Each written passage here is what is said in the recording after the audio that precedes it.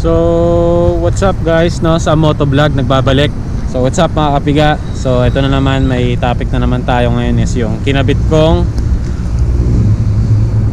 JVT5 version 3. Yan. So adjustable siya, yun yung adjustan niya sa baba. Yan. So nakabit ko siya mga almost 2 weeks na rin. So ginamit-gamit ko muna siya. Saka matagal na dapat tong upload na to, kaso nagkatrangkaso kasi ako. Sabi nga, gaya nga nung sabi ko dun sa previous upload natin. So eto, pag-uusapan lang natin kung ano yung mga naramdaman kong performance sa kanya mula nung nilagay ko siya galing ng stock pipe, no? Stock pipe tayo dati, 7 months tayong stock pipe. Nagpalit ako ng Akrapovic kaso di ko nagustuhan. So mga 3 weeks lang binenta ko na, binalik ko sa stock pipe. So ito yung second natin no. Pero yan, ang pag-uusapan natin dyan is yung presyo nya. So napag-usapan ko kung paano siya i-install, ano yung mga issue ko na ramdaman sa kanya, no, or naranasan ko nung i-install natin siya. So ang una natin pag-uusapan is yung price niya. Nakuha ko siya for 5,150 sa Facebook, no. Ilalagay ko yung description sa link sa description kung saan ko siya nabili. Kasi yung iba nakikita ko 5,300. So siya yung pinakamura ko nakita, so minute up ko na lang. So yan, 5,150 para sa version 3. Yan, JVT5 adjustable.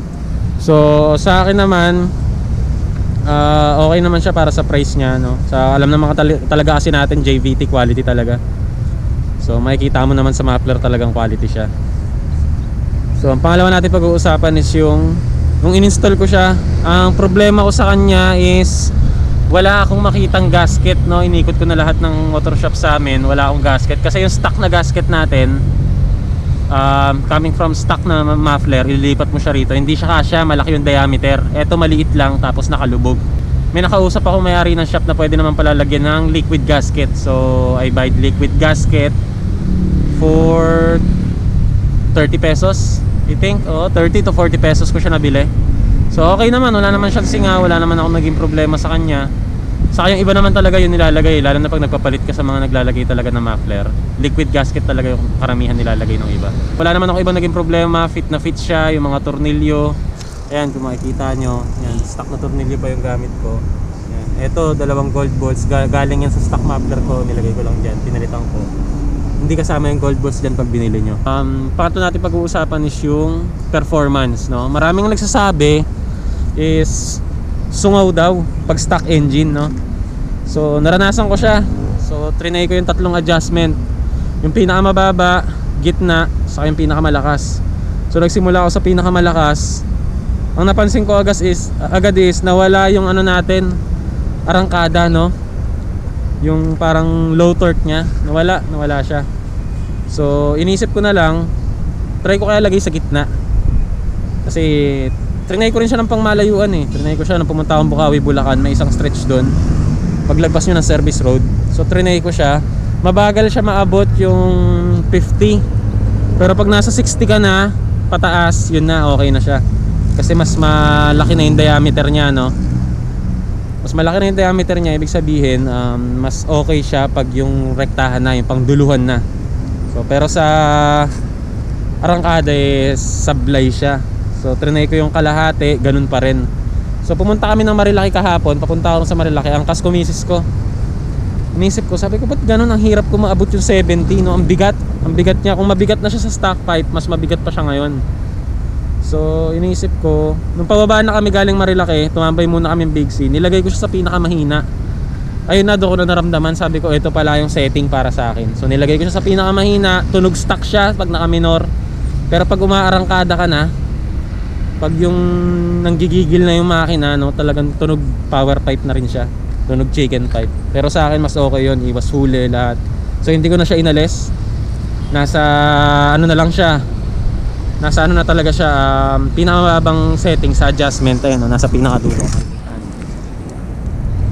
Yan, pinakadulo na yan. Yung isang tornilyo nawala. So nung una namin punta ng Marilaki, after 2 days kasi to nung na-install ko, pinunta ko ng Marilaki. So doon ko siya nalaglag. Pinakamataas na setting pa noon, pinakamalakas pa yung nilagay ko.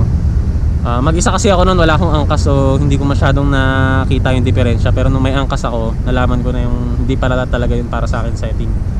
So ayan, nilagay natin siya sa pinaka mababang setting. Yan, pinaka mahina. So ayun. So sa akin okay naman kasi may arangkada siya. Para talaga siyang stock pipe. Pero ang kinagandahan is pag nasa 50 pataas ka na, yung talagang naririnig mo siya, naririnig mo talaga umiingay. So sa akin okay yun, no? Hindi pag city driving lang. So kahit di ko na siya tanggalin pag sakaling babiyahe kami ng malayo. Kasi ang bala ko dyan dati, pag babiyahe ng malayo, kakabit ko yung stock pipe. Tapos pag city driving lang, yan lang ilalagay ko. So akin okay na yan. Hindi ko na siya tatanggalin, so pwede na sa akin yung JBT 5 after. Tapogin-pogi kasi eh. Titanium tip. Ayan. Tapos yun yung bank sensor nya. Ayan. So after ko ilagay yan, nireset ko yung ECU. So madali lang i-reset yung ECU. Marami kayo makikita tutorial dyan. Di palalagpas ng 3 minutes yung video. Bubuksan nyo lang yung sa baterya. Ayan, i-jump nyo lang yung green saka brown na wire. Tapos full throttle nyo habang nakapatay. After nyo full throttle na nakapatay, pindutin nyo ng isang beses yung ignition. Pag napindot nyo ng isang beses yung ignition, buksan nyo yung susi. Pag binuksan nyo yun, hindi mawawala yung check engine after ng animation ng panel. Tapos magbiblink siya ng mabilis. After nya magbiblink ng mabilis, biblink yun ng mabagal na mabagal. Saka nyo bitawan yung throttle. Binitawan nyo yung throttle, patayin nyo, tanggalin nyo yung jumper, and then buksan nyo siya uli. Tapos let it sit. Naka-idle, no? Pag in-start nyo siya, let it sit at least 10 minutes. So ganun lang ang gagawin nyo para ma-reset yung ECU natin. So okay naman, wala naman ako naging problema sa kanya. Sulit na, para sa akin sulit to sa halagang 5,150. Isa bibili ka ng mga aftermarket na hindi ka naman sure. Ito maganda sa akin. Gusto ko sa kanya yung tubo nya, yung diameter ng tubo nya, hindi nagkakalayo sa stock. Hindi ako 100% sure kung parehas sila, no? Pero parang sa tingin ko hindi sila nagkakalayo ng stock. So okay na okay siya sa akin. So yun, simula nung kinabit ko siya, nakatakbo na ako ng 400 kilometers. Wala pa naman problema. So hindi ako nagbabalak na ibalik siya sa stock. Pag magpaparehistro na lang siguro, no? Matagal pa naman rehistro ko, 7 months pa. So pag paparehistro ko, lagay ko yung stock pipe para walang problema. Reset ko yung ECU, uwi, balik ko tong JBT muffler, reset uli yung ECU, and then yun na, siya na lang uli yung gagamitin natin. So ayun, sa mga naghahanap, nag-iisip, no, kinakabahan kasi sabi ng iba sungaw daw yung JBT pipe natin pag kinabit sa stock na engine. So binili ko kasi siya, nagbabala kasi ako mag-bore up. So nagkataon na regalo siya sa akin ng misis ko. So sinabi ko, sige, kabit ko na muna kaysa hindi ko naman ikabit, di ba, baka mamaya magtampo si misis. So kinabit ko siya. Bala ko mag-bore up, no, 59mm. Bala ko mag-bore up ng 59mm. And then ito yung gagamitin nating muffler. So siguro mga after 2 months, yan, try natin magpa-bore up, no, 59mm. So ano yung kailangan papalitan. Baka magpalit na rin ako ng radiator, yung mas malaking radiator, no, para sure tayo sa mga biyahe wala tayong magiging problema. So yun lang mga kapiga. Sa akin sulit na sulit ang JBT muffler. Yeah. So version 2, may mga nakikita ako nagbebenta ng version 4, kaso wala pa ako nakikita nagbebenta para sa Click. Yung mga nakita ko Formio ata or Raider 150, hindi ko sure eh.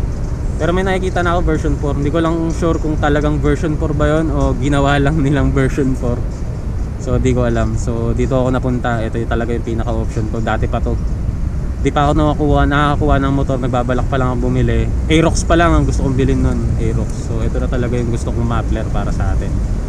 Nagkataon na Click yung nakuha natin. So ayan, kinabit natin siya. So panalong panalo naman sa akin. Ganda ng tunog, sarap sa tenga, hindi siya bulabog sa mga kapitbahay, no? Lalo na pag aalis ka na madaling araw, wala ka pa problemahin sa mga ganung bagay. Saka tingin ko walang huli kasi hindi pa ata lalagpas ng 80 decibel to eh. Kahit ibirit mo siya, yung pinakamahinang setting. So sound check natin.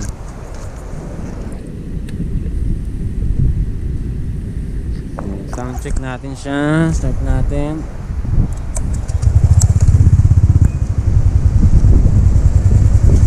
Yan, hindi niya lang siya kahina. Halos di niya marinig, no?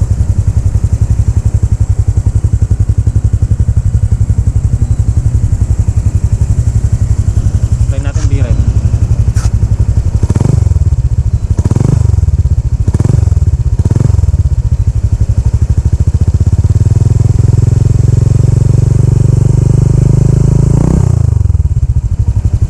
Yan lang siya mga piga. Yan na yung pinakaano niya. Yan talaga yung tunog niya. So para ka lang naka-stock pipe. Yan. Okay na okay siya. So yun lang mga kapiga, no? Ano lang to, maikling video lang. So wala lang kasi tayong magawa, no? May upload lang. So kung nagustuhan niyo yung video, kung may natutunan kayo, kasi ako nag-iisip kayo na kumuha ng JBT para sa click nyo na stock, mapa 150 man o 125cc, gayahin nyo lang yung setting na ginawa ko, no? Reset nyo yung ECU. After nyo reset yung ECU, lagay nyo sa pinakamahina sa inyo. Kung okay lang naman sa inyo na medyo kapusarang kada pero napakaganda ng tunog, ang lutong, talagang thumbs up tayo dyan. Pwede nyo gawin nyo kung gusto nyo, no? Pero kung kagaya ko kayo na ayoko pa rin mawala yung stock performance pero naka JBT muffler ka tapos maganda yung tunog pagkatawan, lagay nyo sa pinakamahinang setting. Mararamdaman nyo yan, trust me. Gamitin nyo muna na naka-open, tapos saka nyo ilagay sa mahina. Arangkada pa lang, wala pang 40 yung takbo nyo, ramdam nyo na. So kung nagustuhan nyo tong video, like, share sa atin mga ka-flake, mga kapiga. So panoorin nyo lang yung video sa huli. Tamang drive lang tayo, no? Tapos pakinggan nyo lang yung tunog niya pag umaarangkada. Kasi wala akong mic, no? Naka GoPro Hero 5 ako pero wala akong mic adapter. So pasensya na sa wind noise. Pakinggan nyo lang yung tunog niya ng pinakamahinang setting.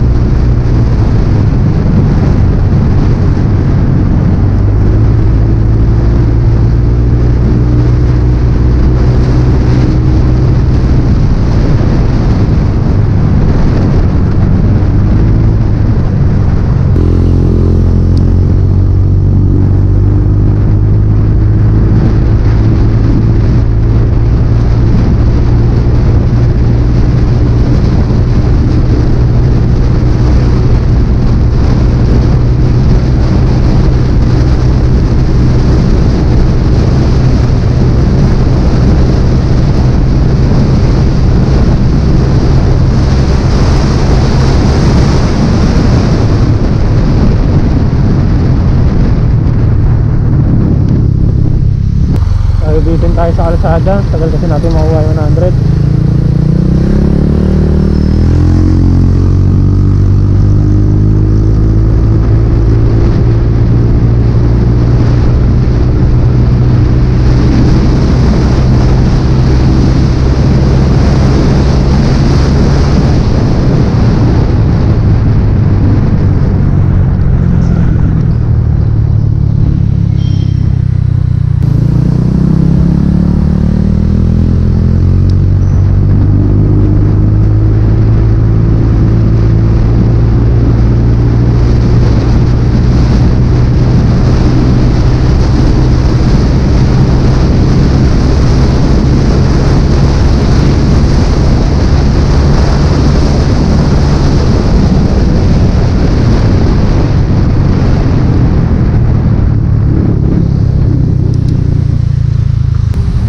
So nakita nyo okay na okay naman.